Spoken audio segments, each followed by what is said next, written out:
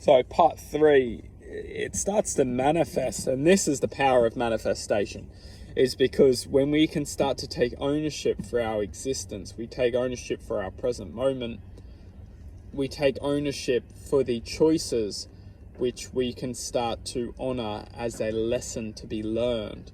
Because the reality which we're living in, it gives us ever so many experiences. This reality, it gives us experiences, and within those experiences we have the power to interpret. It's our gift, it's our universal gift within this dimension, is choice, but not just choice. It's the power of interpretation. It's the power to interpret the choices which we're making.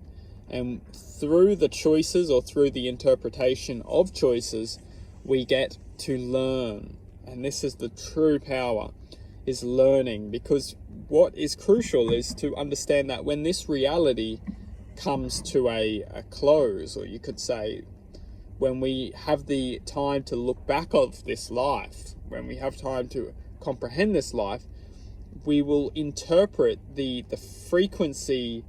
If you can look at our whole life as like a frequency on a chart, we will get to see the highs and the lows, and we will get to see and interpret the experience, or the point of time when we were able to change that influx from the high to the low. And then from the high to the low, it will almost be like a comprehensive analysis of the highs and the lows throughout our life. And the highs and the lows are justified within choice. The choices which we make will interpret the highs or the lows, and that is ultimately what we will always take with us within the next manifestation of frequency. Is that analysis, or it's almost like that receipt of what we were able to experience within frequency will never leave us. It will act as like a charge of energy, which we will then be able to use and manifest within different experiences. And it's almost like this reality which we're living in, this quantum existence, is always transferring or interacting with energy. So therefore, the frequency of which we're interpreting or trying to manifest will always be exchanged in one form or of another. Now, this is just the physics side of things. The spiritual side of things is the awareness, and the awareness which we have the ability to tap into, and the awareness which we have the ability to manifest within, is universal. So it's we could call it unconditional or universal truth, or unconditional universal love. And this existence, this awareness, will always accept us. It will always love us. It will always accept and love us.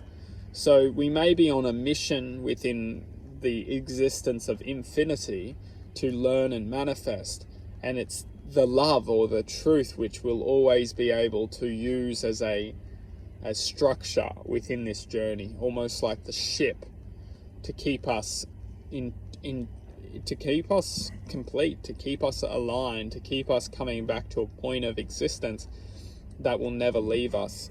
So it's kind of magical. We went a little bit out there, but to wrap it back into this reality, is that we must look at this reality as a journey, and not just a journey to be attached to, but a journey to manifest within. Because it's the internal manifestation, it's the internal expression we find, which will bring and harness a sense of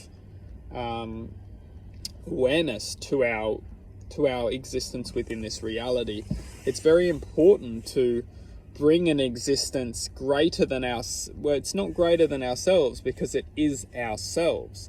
It's very important to bring this outer existence into this reality to help us be able to handle this reality, because this reality is almost like that slow moving train.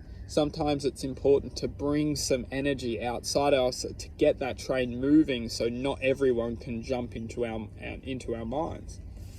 We'll wrap this up into a part 3.